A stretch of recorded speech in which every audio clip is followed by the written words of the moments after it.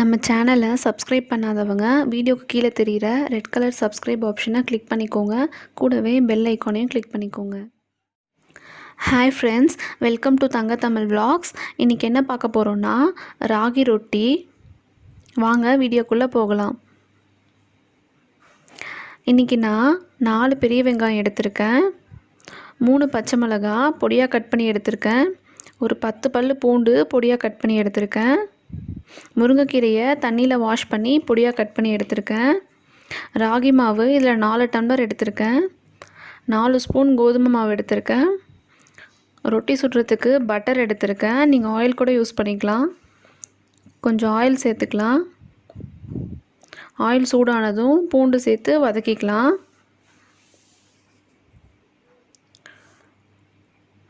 பூண்டு பாதி வதங்கினதும் இதில் பச்சை மிளகாய் சேர்த்துக்கலாம்.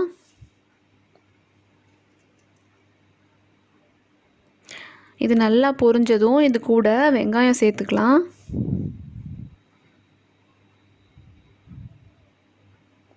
வெங்காயம் இந்தளவுக்கு வதங்கினதும் இதில் கீரை சேர்த்துக்கலாம். கீரைக்கு தண்ணி விடாமல் ஆயிலே வதக்கி எடுத்துக்கோங்க. கீரை இந்தளவுக்கு வதங்கினதும் ஸ்டவ் ஆஃப் பண்ணிக்கலாம்.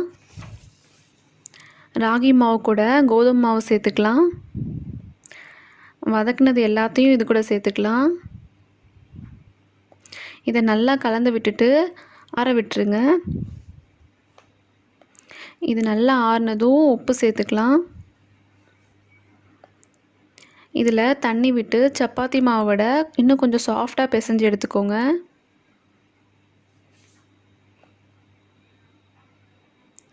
இந்தளவுக்கு நல்லா சாஃப்டாக இருக்கணும்.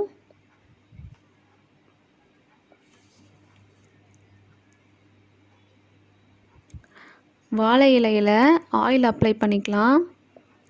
முடிஞ்ச அளவுக்கு சென்டரில் ஃபோல்டிங் வராத மாதிரி பார்த்துக்கோங்க. எனக்கு இன்றைக்கி சின்ன இலை தான் கிடச்சிது, அதனால் ஃபோல்டிங் வந்திருக்கு.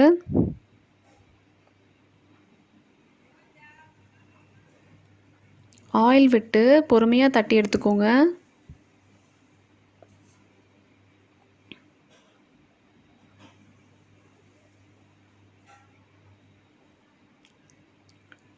தோசைக்கல் நல்லா சூடானதும் இதை அப்படியே திருப்பி போட்டுடலாம்.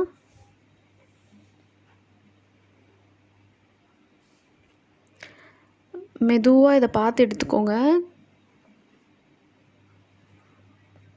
இப்போது திருப்பி போட்டு 2 சைடும் பட்டர் அப்ளை பண்ணிக்கலாம்.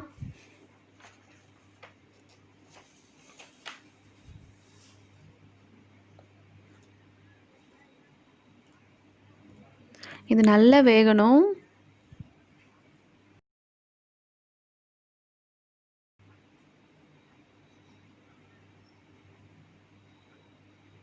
இப்போ இது ரெடி ஆயிடுச்சு.